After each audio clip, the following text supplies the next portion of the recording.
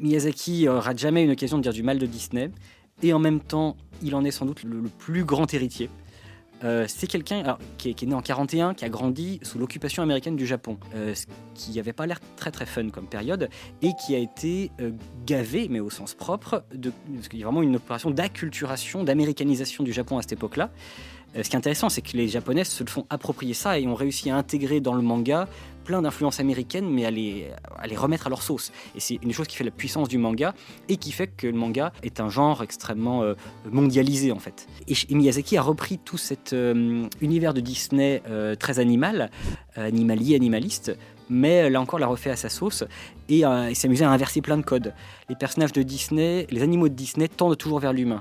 Donc le roi Louis dans le livre de la jungle qui veut devenir humain, qui veut découvrir le secret du feu, etc.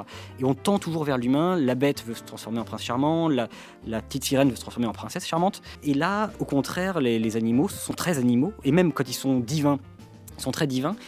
Et même dans le trait, il n'y a pas tellement d'anthropomorphisme et il y a un grand refus justement chez Miyazaki du visage souriant de Disney, où au contraire, il adore faire des visages un peu troublants, très énigmatiques. Et l'exemple caractéristique, c'est Totoro. Totoro qui a ce regard vide, alors que fonctionnellement, c'est une grosse peluche, Totoro, dans un film pour enfants, mais il est un peu effrayant au début, avec son regard vide, il ne parle pas. Alors que chez Disney, la moindre théière a un discours et ça.